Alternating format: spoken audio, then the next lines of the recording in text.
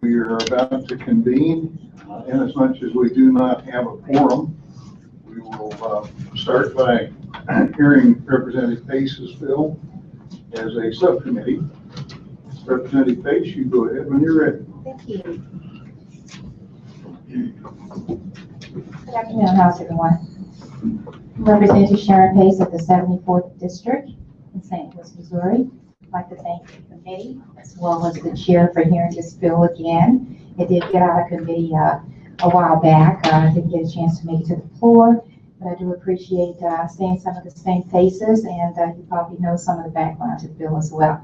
The bill basically is House Bill 105 that we're hearing regarding credit history used by employers. And it basically prohibits an employer from using your credit report for hiring practices. There is stipulations in the particular bill that exempts financial institutions from this particular policy or law. So I consider it to be a jobs bill. You know, we can't pay our bills as it is now. If we don't have a job, we have a will, so your credit will remain the same and will still have that mark on it. And every time someone checks your credit rating, there's a blurb that's on your bill in a negative way. So we do know that that adds to your credit reporting history, where that you won't be able in the future still to get yourself out of that particular situation if people continue to check your credit every time, and then there's a negative response that shows on your credit report. So if you have any questions for me, I'll certainly try and answer those. So thank you for hearing the bill. Questions from the committee? Seeing none, would you like to bring your first witness? Yes, sir. Thank you very much. You want favor or just, I have one friend. Yes, your first witness in favor. I do have correspondence or letters that's indicating the those that are in favor though. But make it. No other in favor. Are there any opposed? Please fill out a witness form. Thank you, Mr. Chairman, members of the committee. My name is Brian Bunton. I represent the Missouri Chamber of Commerce and Industry. I'd like to go on record in opposition to the bill. We feel like the use of checking someone's credit history, credit background is an important tool for employers in making the best hiring practices possible. We feel it is a tool we don't want to see taken away because someone's credit history could be indicative of previous behavior, previous practices in terms of responsibility, things of that nature. We feel it's an important tool, and that's why we don't want to see it taken away. I'd be happy to take any questions. Are there questions of the witness?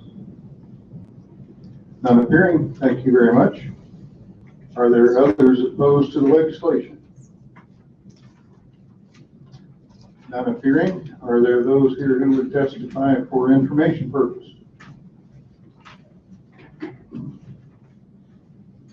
Thank you, Mr. Chairman, members of the committee. My name is Shannon Hawk. I represent the Securities Industry and Financial Markets Association. And I first just want to thank you, Representative Pace. She's worked with us for 3 years now on this bill. This is something that she's filed that's very important to her, and what was important to us was to make sure that financial institutions was defined to include investment advisors and broker-dealers. On the federal level, this is something that we're required to do, so we just wanted to make sure that federal and state laws were not conflicting. We would think that most of you would agree that when someone's handling your finances, your savings for your retirement or for your children's college and future, that you would want to make sure that that is someone that knows how to handle their own money well so that they can handle your money well. So we appreciate her defining the exemption for us, and I'd be happy to answer any questions. Any questions for Representative Burks? Good morning, Mr. Chair. Go ahead. Thank you. Thank you for being with us today, and thank you, Representative. I guess the question I have is whenever you talk about financial institutions dealing with people's financial affairs, what about store owners that deal with cash? Would it behoove them, or would it not be in their best interest to know if they have an employee that is up to date on their bills, or if they've gotten behind 6 months and they're looking at bankruptcy, that they might be considering, something desperate, so to speak. Right. Normally would not steal, but might be tempted because of the situation they have. Would it not be in the best interest of the employer to know at that point? Sure. I think that that's probably what the gentleman from the Chamber of Commerce was trying to say, and likely maybe a question for the Retailers Association as well. I mean, I can really only speak for the financial advisors and broker dealers today, but I hate to put words in his mouth, but I think that perhaps that's what he was getting at was, that employers do want to be able to know those types of things when they have folks that are dealing with cash. And I appreciate it. And the reason I asked you is whenever you brought it up, as far as financial institutions, Mhm. I know that's basically defined in law, but there's other institutions or just businesses that deal with finances that might be impacted by it. So that's why. Right, and what's interesting here is with regard to financial institution is a lot of times we think about that as your banks and your credit unions, and typically that's what's being defined. And we asked in this instance that the securities advisors and broker dealers be added to make sure that they were included in that so that, those types of reports could be run on them because there wasn't any specific language in there originally that included them. Thank you. Thank you, Mr. Chair. Any other questions? None appearing. Thank you very much. Are there others who wish to testify for informational purposes? Representative, if you'd like to close? Yes, I would, thank you. I would just like to say that it kind of, it has me a little perplexed, I would say, due to the fact that, first of all, these practices are being done and there is no checkoff box on the application as it is now. Some people do not even know, the potential employee does not even know if they're checking their credit rating. Your credit rating does not indicate that you're a bad employee or cannot perform those particular functions as well.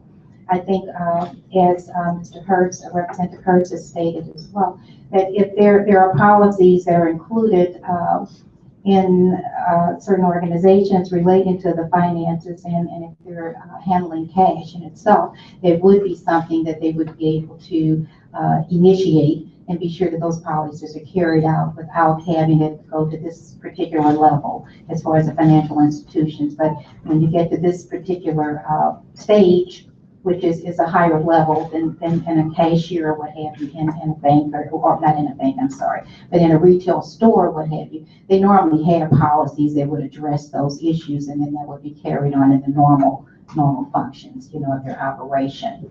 But I would just like to say, I just think, we need to look at the vicious cycle that, if you don't have a job, you can't pay your bills, and if you can't pay your bills, because you don't have a job. So when does this routine stop?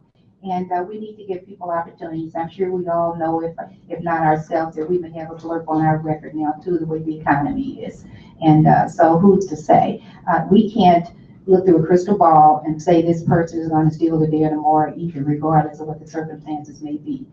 At that time, we go to sleep, we work up with different problems, and we have to find solutions. So who's to say what will affect one person today or tomorrow? And trying to make a law around that, we're totally unable to do. So I would appreciate you giving your consideration for it. I think it's a decent bill, and hopefully it can get out of the House and to the Senate and pass this time to help those that are unemployed to be able to do a better job with our situation in our eco-depot area that we need for hiring. Thank you. Thank you very much. This concludes the hearing on House Bill 105. At this point, it appears as if we have a quorum. So, Madam Secretary, would you please call the roll? Chairman Lant, Here. Vice Chair Dohrman, Representative Weber, Representative Bratton. Here. Burns. Here. Frazier. Here. Gosen. Hurst. Here. Kelly. Here. Lynn. Here. Smith. Present. Walker. We do have a quorum. We will now hear House Bill 409, sponsored by Representative Bratton. Go ahead when you're ready, sir. Thank you, Mr. Chairman, members of the committee. For the record, Representative Rick Bratton, 55th District, Cass County, bringing forth House Bill 409. This would basically just allow public unions, allow the members to recertify the union every 3 years, and would give them a voice to ensure that they still want to be represented by that union. This basically mirrors Act 10 that was passed in Wisconsin. Other than this would be a referendum vote, so it would go to the vote of the people of the state before enacted versus going to the governor's desk. Currently, they do have a process of decertification, but I did hand out and have passed out the form that allows for that, and kind of the tools the things you have to do in order to do that. And it puts a target, a bullseye on that individual's back that doesn't think that union is representing its body any longer. And if you go out and start getting these signatures, I mean, you can come under some fierce attack, lose your job.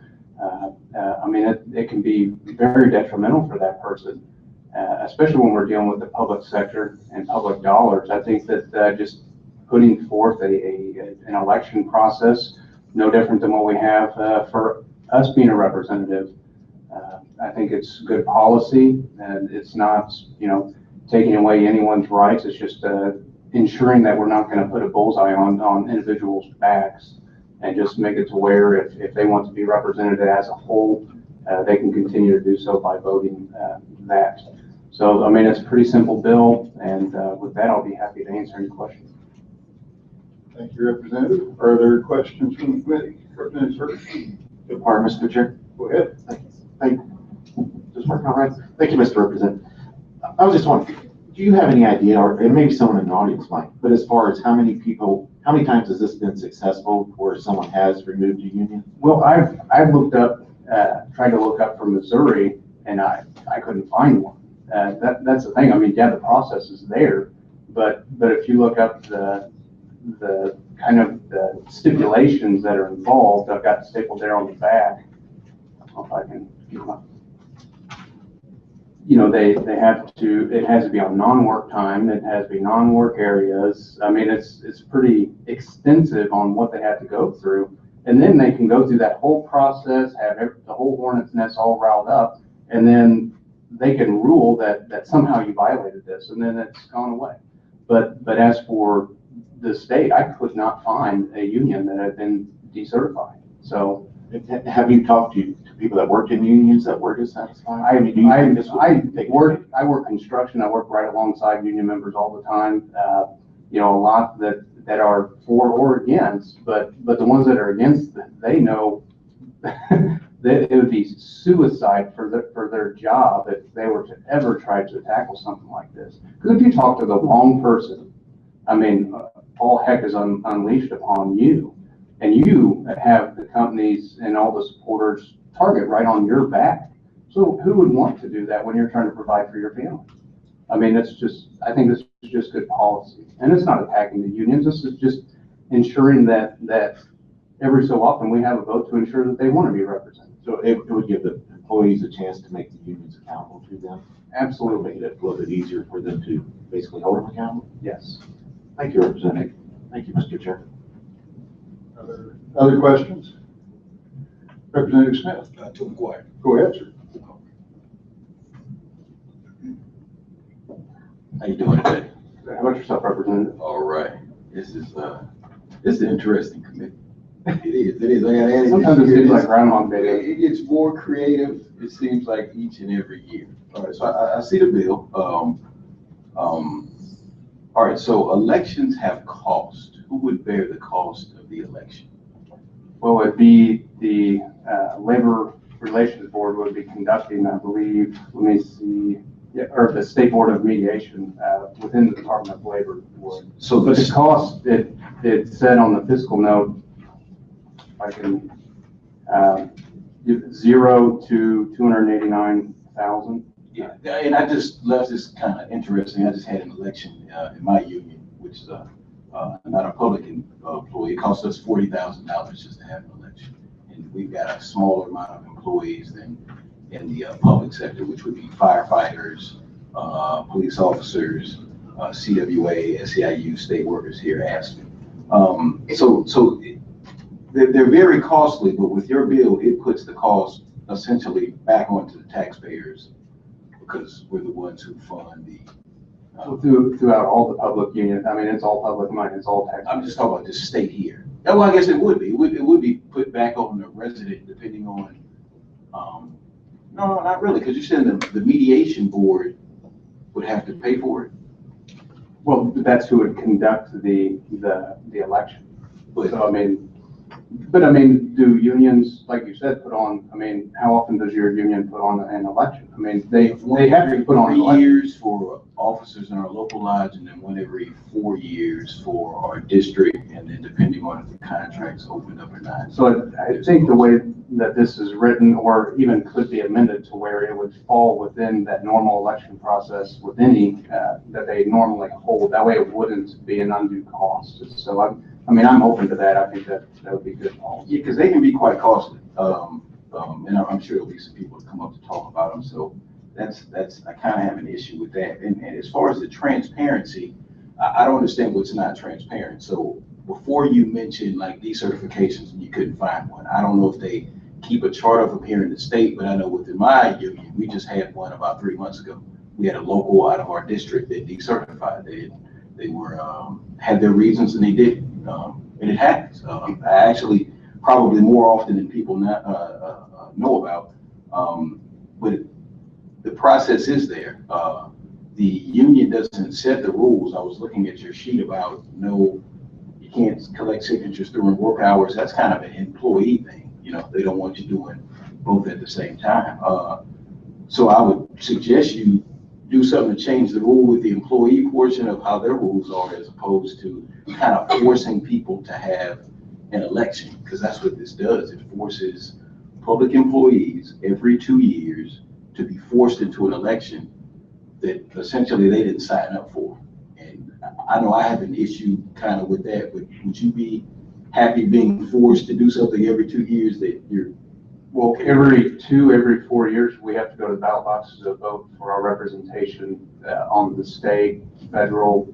I mean, that's not an undue burden. That's my civic duty. And if you're an active member within your union, that's your duty as a union member to elect that and ensure that. Yeah, but So that's not a burden. I see that as that's your duty as a member or as a citizen. But you do know there's a difference between being a state rep, a senator, or a shop steward in the machine union. I mean, Well, the thing is, we have an election every 2 years, whereas a union, they get certified back in 1945, and then they haven't had an election. Everybody's happy with what they're making. Well, they're fine. But the process is the stack is against the person if they want to try to undergo the decertification. It's not because of the labor union that's in there, the bar. Well, the way it's structured is you as an individual, say you were unhappy with your local and you were done with it, you would put a target on your back if you went and tried to decertify it. But there's nothing my union could do to me. We've got members of my union now that do not pay dues. They have some of them are 7-day Adventists. There's different things where they are exempt from doing it, and there's no target on their back. They come to work every day. The union doesn't hire or fire people; it's the company. Well, like I said, I work alongside and have family, friends that are part of unions, and they've tried to, even just on minute things, have tried to buck the union structure. And I mean, it's been horrendous what falls upon them by their members and leadership.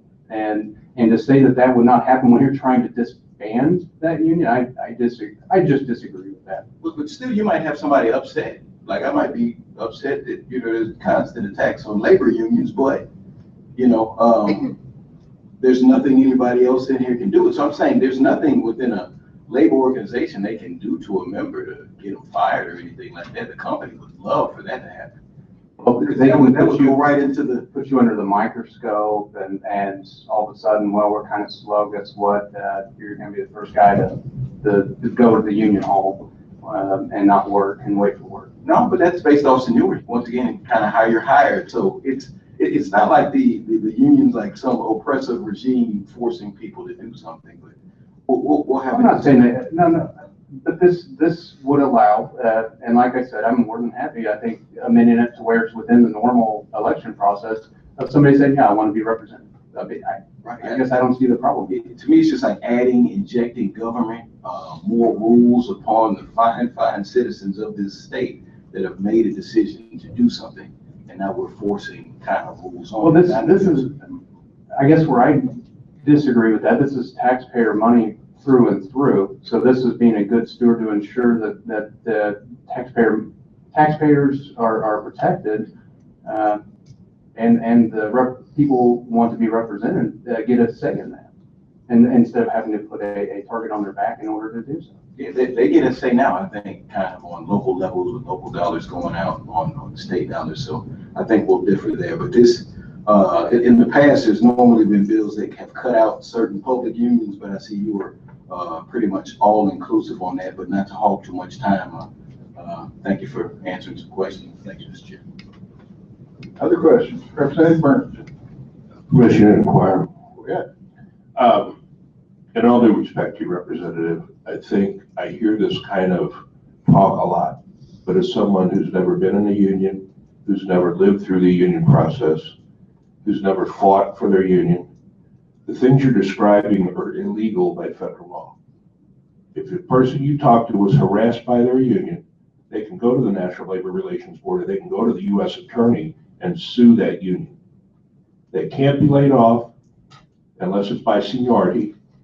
If they're a new last employee ends, first employee laid off. The harassment that I've experienced has been from the company. And I'll guarantee you there's people in this room to go to, what do they call them, the largest employer in the world now, the retail chain. Try to form a union there and see what happens. Harassment, they send in their team from Arkansas, the managers are taken out of the picture, and that's true harassment. Or when I was on a picket line for 13 weeks organizing the place that I was on, getting my head busted, that's harassment. But it's like you in the Marine Corps. What if you didn't like your colonel? Would you have him removed? Would you have to vote on that colonel that's a federal entity. Would you have to vote on that colonel every year? No, but I don't pay to have him my representative. But you're making your rep. You know what? And the thing is, you hear from people who might not like the union, but you're hearing from a small minority. Because just like what Representative Smith said, you can vote your leadership out. There's 3-year elections. And again, I don't know if have you ever been in a union meeting? I have not. Okay, well, I would invite you to come to a Teamster union meeting, because a lot of times it breaks out in fisticuffs on the floor. You got people who want to run against that business agent, yelling at them from the floor, and there's all kinds of interchange. But the reason the union that I belong to has been in business over 100 years because they represent their membership. If they didn't, they wouldn't be a union. So all these things that I've seen in the last 3 years since I've been in this legislature is only about one thing: weakening workers. And I'll guarantee you, I had a guy complain to me one time. We were delivering at a Quick Trip. And he said, "You guys are union, aren't you?" I said, "Yes, we are." He said, "I hate unions." I said, "Why?" He said, "Because my union wouldn't represent me." I said, "Really?" I said, "You know, the only people my union won't represent are thieves." You know what he did? Turned around and walked away. So I'm not trying to be disrespectful to you. I'm just saying you should learn a little bit more about what you're presenting rather than just what one person told you or two people, and look into it, because there's federal law that protect workers and protect people from harassment in the workplace. The other issue you might have heard when in this committee from what Representative Weber said about equal pay. We don't have a problem with equal pay in unions. Everybody makes the same pay, men, women, everybody. So it's more equally run than, I'll guarantee you, those federal jobs are the jobs you're talking about, because they've been proven a lot of times women make less money, which in my opinion is un-American.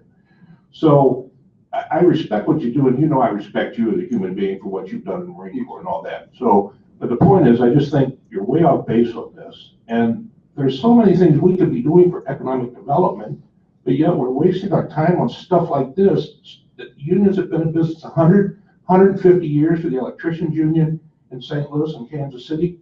they must be doing a pretty good job or they wouldn't be in business that long. So it just, to me, it's mind-boggling that these things keep presenting themselves.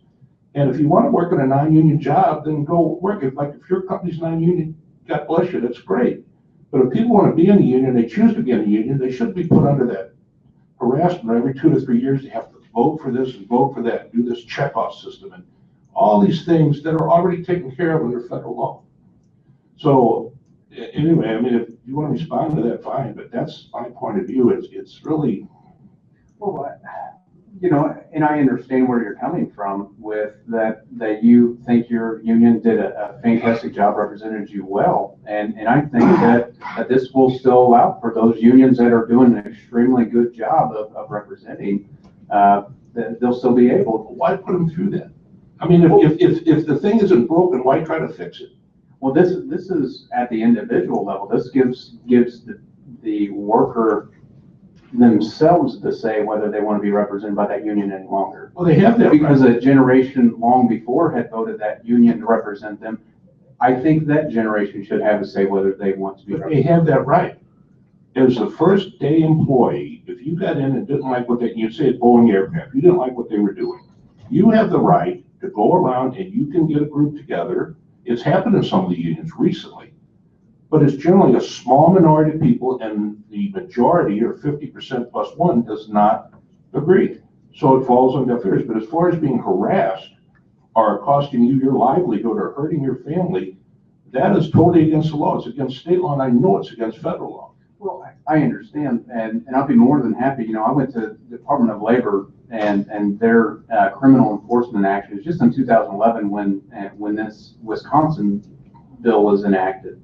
I mean, the stack it's huge. I'll be more than happy to give it to you in fine print of all the laws broken by unions that were embezzlement, botched elections. I mean, the list is 5 miles long. Just in 2011, to say that all unions are operating, you know, to the T, to the letter of the law. I'm saying they're governed under the law. I'm not saying, you know, just like, well, look in New Jersey, the governor shut down that bridge.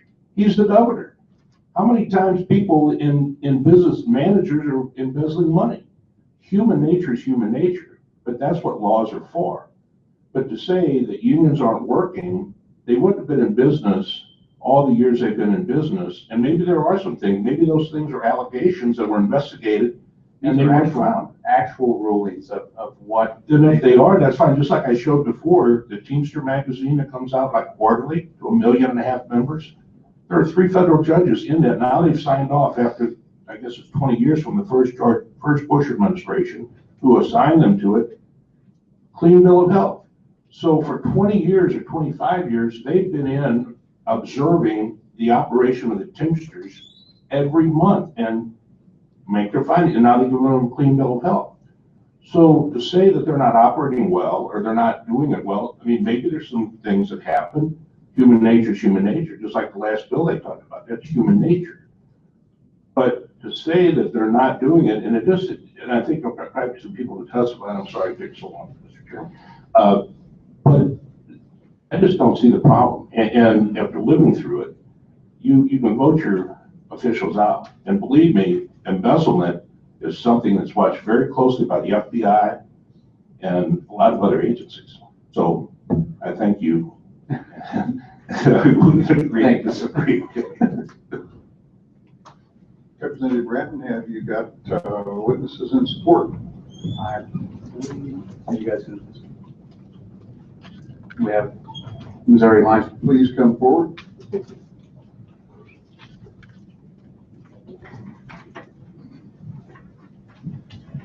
Thank you, Chairman, Committee. My name is Jeremy Kitty, registered lobbyist for Missouri Alliance for Freedom. I just want to go on record in support of this legislation. You have any questions? Representative Fentz, go ahead. Missouri, it's kind of similar to the other question. Missouri Alliance for Freedom. I would think that, and I'm guessing that you all are against additional burdens on people who've already made a decision. I think. Okay, sorry. We're going to agree with Representative Branson on this. We don't see it as a burden to give people the option to vote to keep things going. you're being forced, the government forcing you to do something that you were not doing before. Are you all okay with that? We're okay with giving viewers the opportunity to vote, keep going, yes. All right, thank you, Mr. Chair. Thank you, sir. Appreciate your testimony. Mr. Bradley Harmon.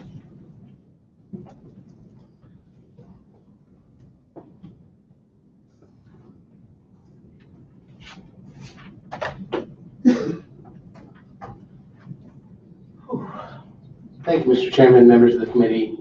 My name is Bradley Harmon. I'm not a lobbyist. I'm a social worker. I'm president of the Missouri State Workers Union Communication Workers America Local 6355. Before I became full-time president, I carried cases for the Children's Division in the city of St. Louis.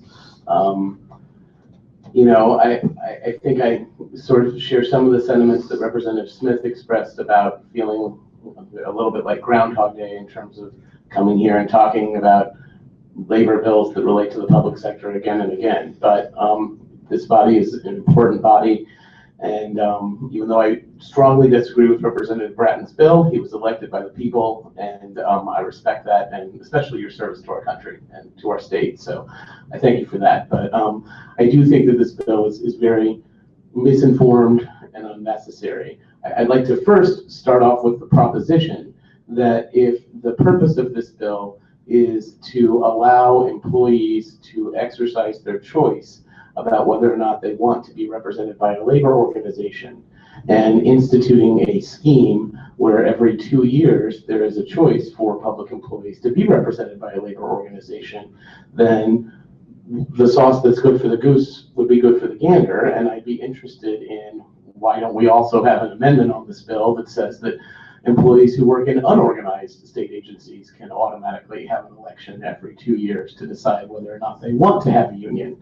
And if the true purpose of this bill was to protect employees to exercise their choice about whether or not they wanted to have a organization represent them, then that would seem to be the logical alternative. Every 2 years, every state agency, every school district, every fire district, every county, every city, every other public body in the state have an election to decide whether or not the people who work there want to be part of a union or not. If that was the true purpose of this bill, to protect employees' rights to choose, then I think that the bill would be crafted that way. The bill isn't crafted that way. And I think that if Representative Bratton had done some research, I'm part of the Communications Workers of America, so I might have some skill in research and using things like the internet and Google. But if Representative Bratton had done some more research, he could easily find records of lots of cases where public employee unions have been decertified in the state of Missouri. You can go to the website for the State Board of Mediation. You can look up case numbers. It tells you the results of those cases. They're public. In my own union, I got elected president in 2008. And I think in 2009, my union lost a decertification election for maintenance employees at the Parkway School District. And it was like a kick in the teeth. You know, you guys are elected officials. Losing an election stinks, right? Made me better as a president of the union, right? Made me understand that, hey, our organization really does have to be accountable to the people. And I think that employees ought to be able to decide, to have an election to decide on whether or not they want to be represented by a union or whether or not they don't want to be represented by a union. But this bill imposes barriers that are effectively designed, I believe, to impede the ability of public employee labor unions to actually represent the interests of public employees, and that's of great concern. Now, under state law, you can look it up, it's RSMO chapter 105.510.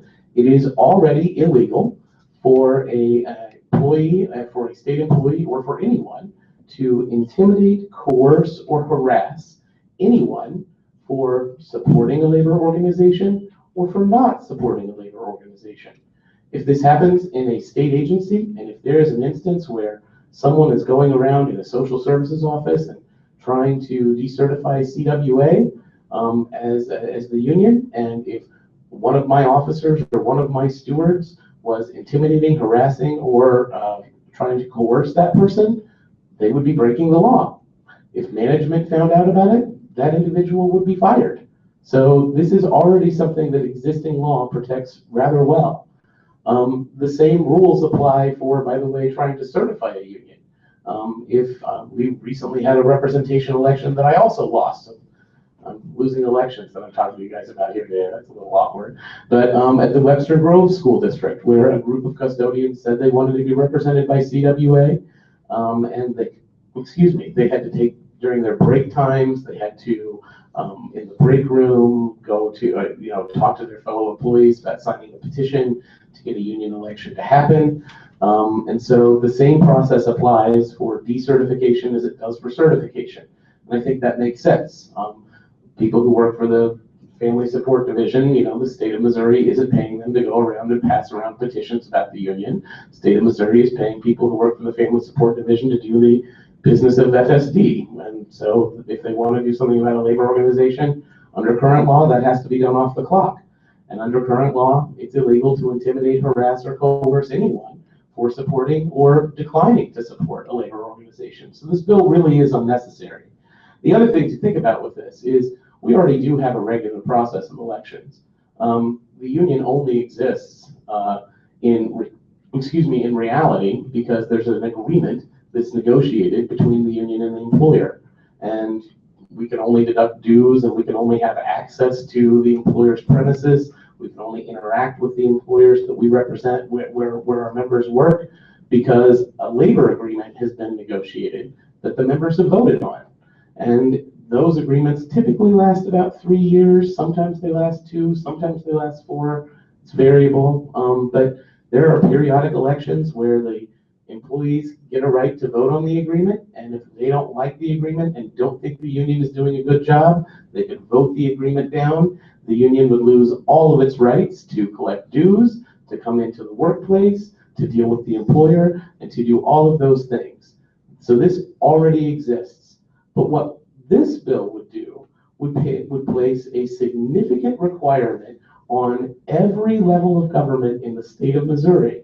And this would require, it's interesting that the fiscal note is of such a broad range. I think if I told my student loan people that I would be able to pay them something between $0 and $268,000 next year on my student loans, that they would think that I wasn't really estimating that very well. I really have some questions about that. But I really think that's something that you need to consider. There are labor organizations that have been elected as exclusive representatives in school districts in virtually every corner of this state, in multiple state agencies.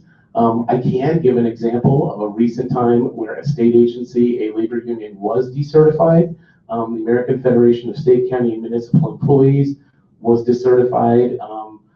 It's been a few years, maybe 5 or 6 years ago, but they used to represent correctional officers. And they were decertified in a statewide decertification campaign and replaced with a different organization, the Missouri Correctional Officers Association. And this is widely available. Seriously, all you need to do is Google it, look at the State Board of Mediation, look at their case records, and you can find out that this is true.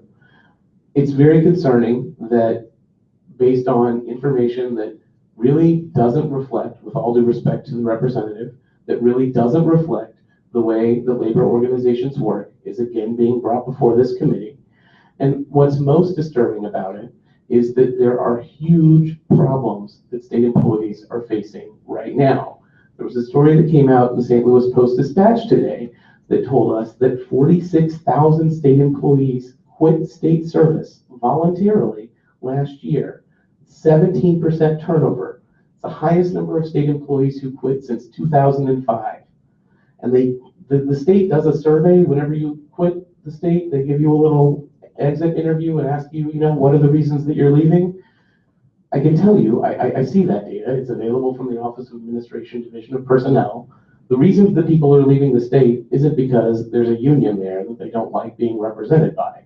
The reason that people are leaving the state is because their workloads are too high, and state employees in Missouri continue to be the 50th worst paid state employees in the country.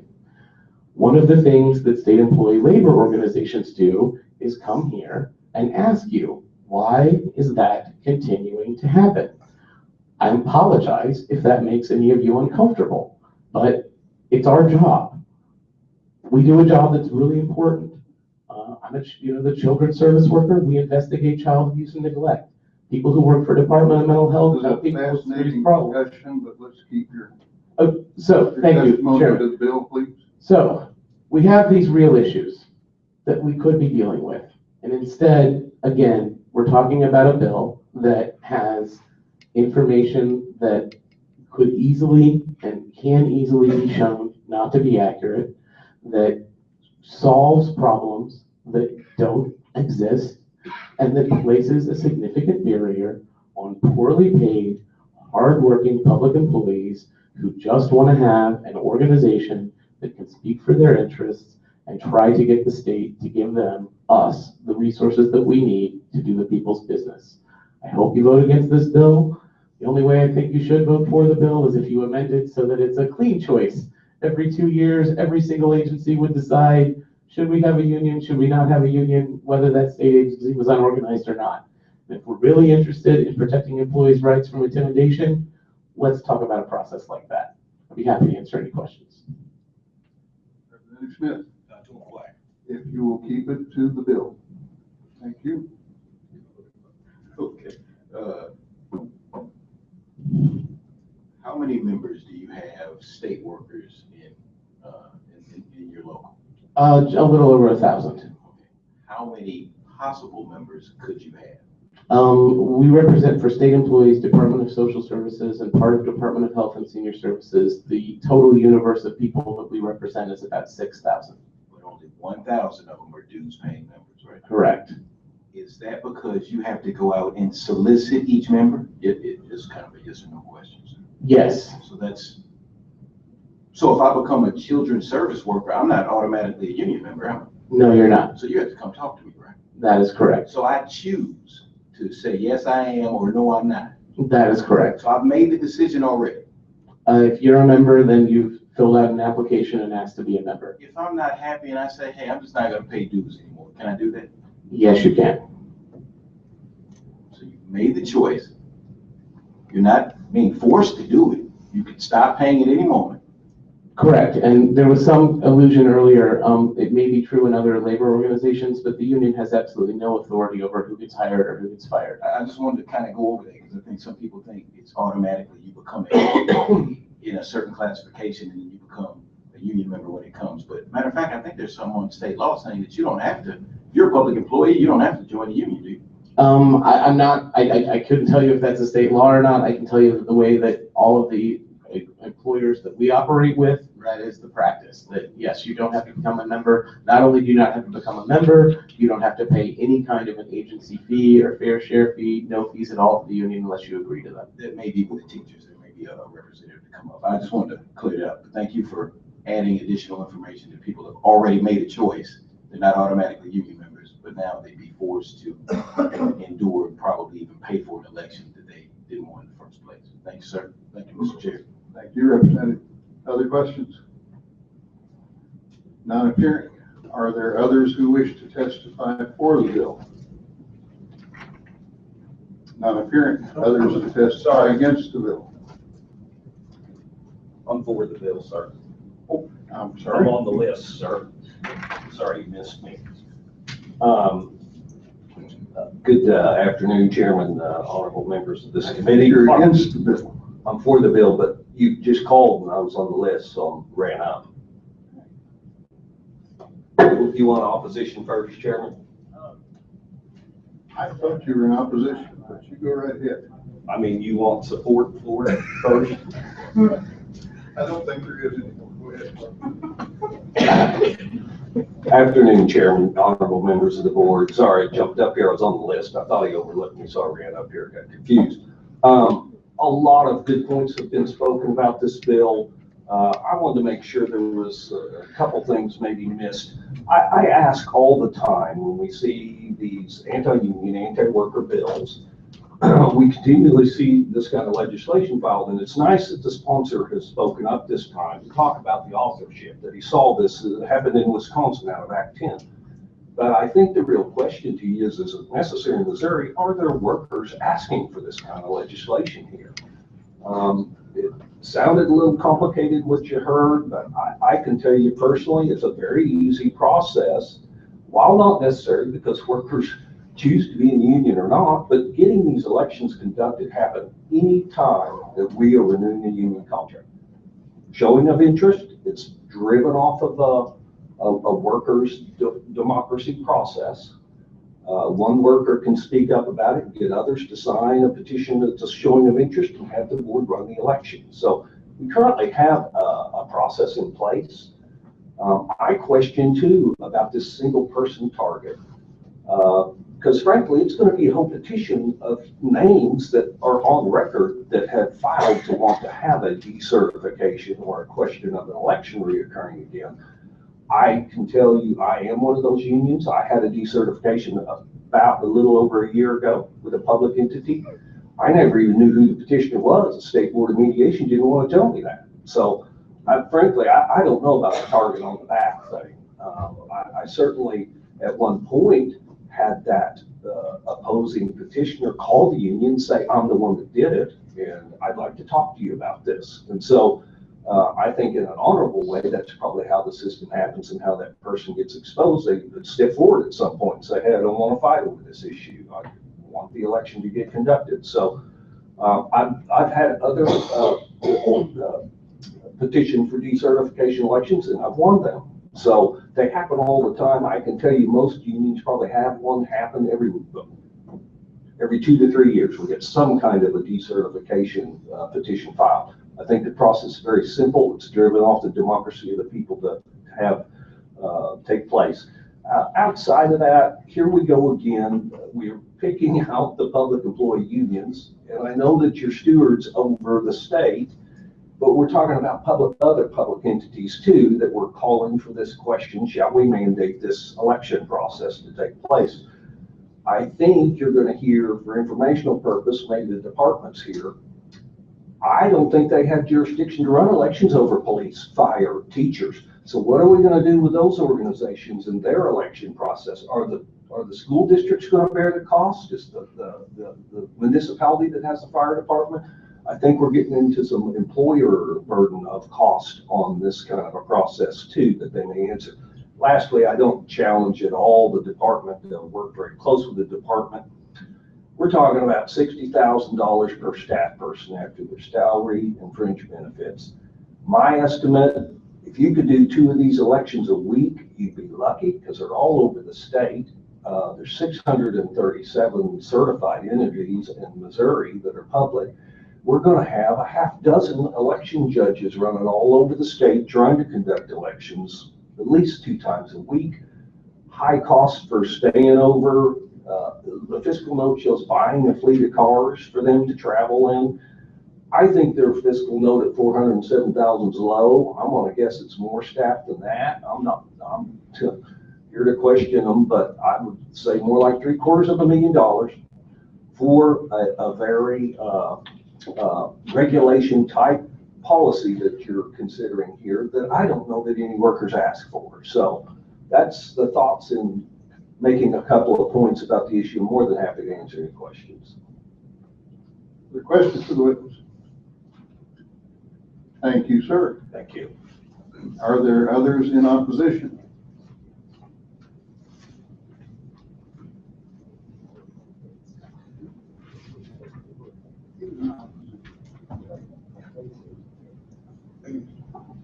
Good afternoon, Mr. Chairman, members of the committee. Otto Fagan speaking on behalf of Missouri NEA. And we're speaking in opposition to House Bill 409. It was a little bit of an interesting thing to review the bill. I'll just point out, as I read it, I wasn't 100% sure whether it didn't already do what Mr. Harmon spoke to, which was to mandate that there would have to, in some fashion, be an election every 2 years in every conceivable unit, because it speaks to, on line 12, if you read back there, it says no representative receives 51%, and in favor of certification or recertification. At the end of the expiration of the collective bargaining agreement, if any, the board shall decertify the current representative, if any, which means that it's ambiguous. It may actually mean that you don't limit it to where there is a current representative, but you had to try to And of course, that's kind of impossible to do because one of the fundamental problems with this bill and the process is that organization within a public unit occurs organically. In other words, it's not mandated already that there has to be some kind of process to figure out, do you want to have an organization? And so it happens when there's organization with the school board to figure out what's the comfort level for how do we want to group? Do we want to have wall to wall where everybody's in one organization? Do you want to have just the teachers in one unit and the nurses in a unit?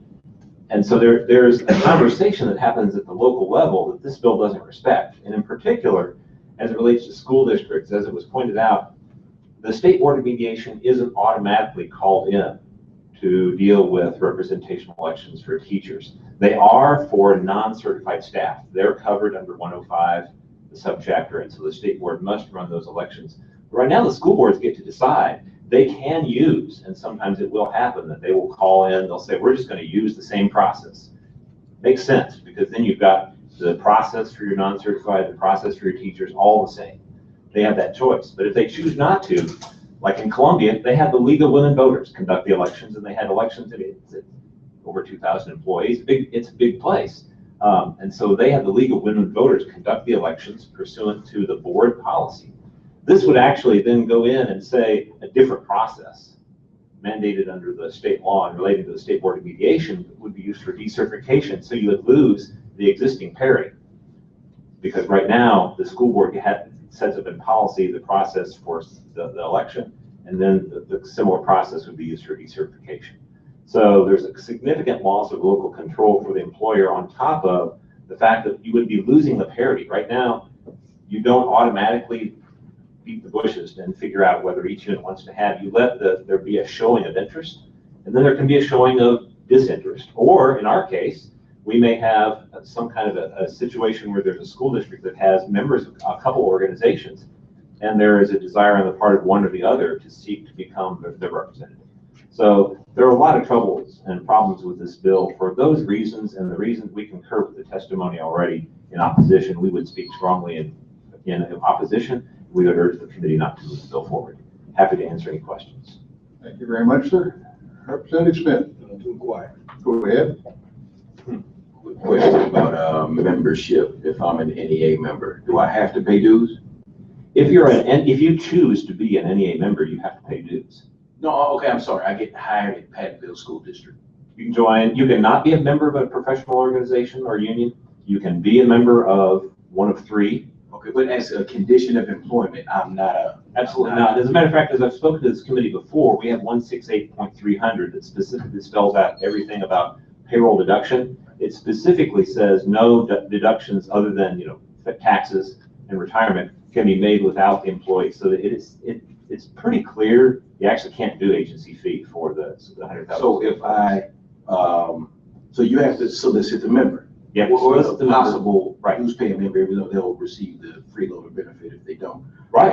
We already have that situation because of the contract having to apply to the whole unit. Right. That's what I'm saying. I'm just saying that people have already made a decision to pay dues, and they continue to, and if they don't want to, they can stop the dues payment, sort of like the... And they'll still be covered under the contract. And they'll still get the benefits of all that good stuff that was negotiated. Okay, just wanted to clear it up. Thank you, sir. Thank you, Mr. Speaker. Mr. Chair. Very much. Thank you, Mr. Sir, Chair. for your testimony. Are there others here to testify in opposition to the bill?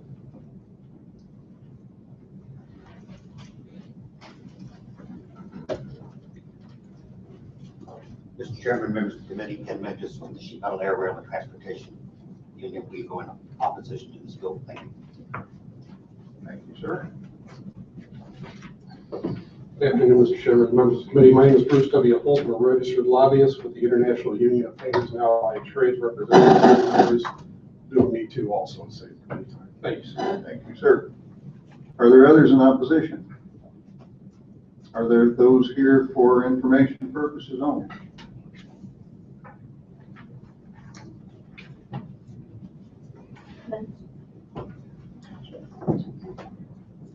Good afternoon, Chaz Young with the Department of Labor and Industrial Relations for informational purposes today.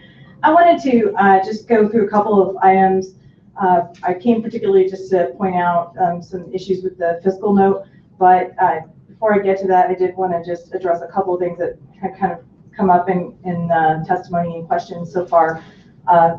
For your information, the process to select a bargaining representative is exactly the same as the process to certify if it is a public employee location within the state. So the two are the same.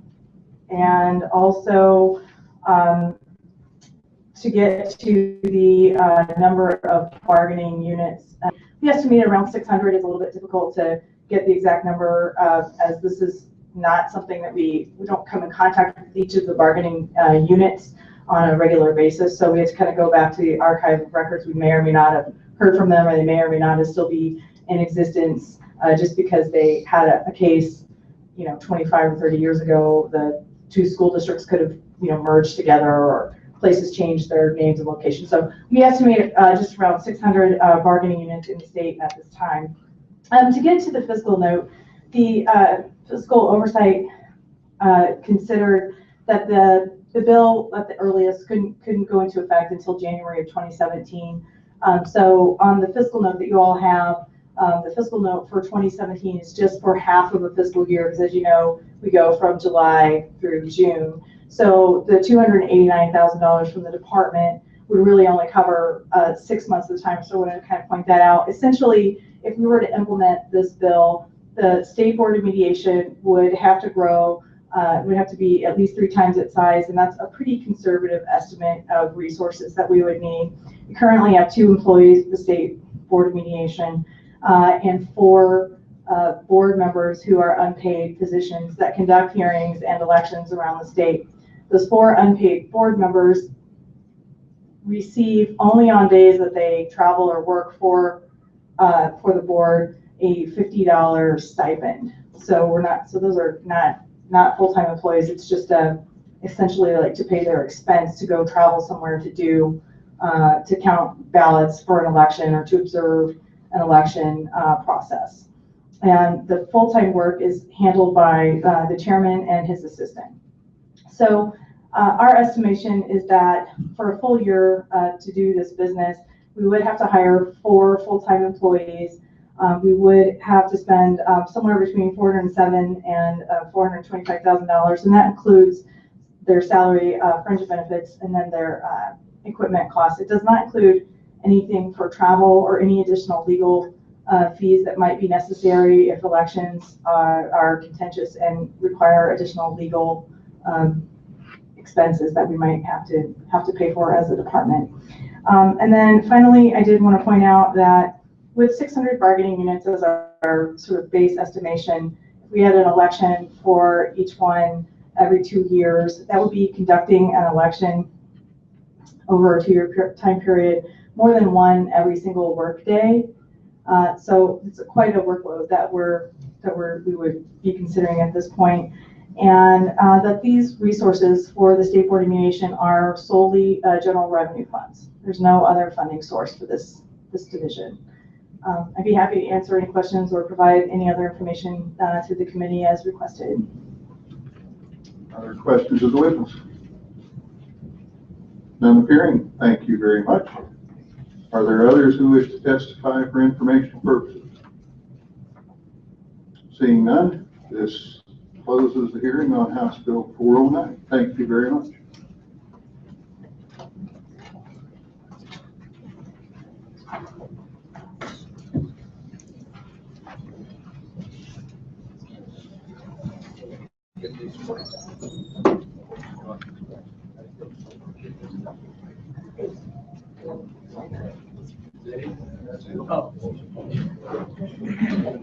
We wait for you to hit the camera.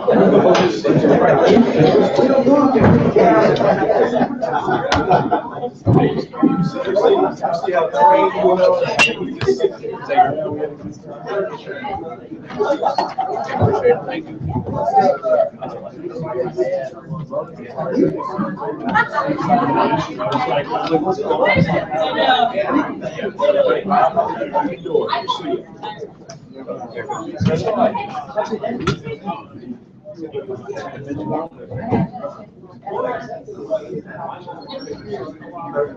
you.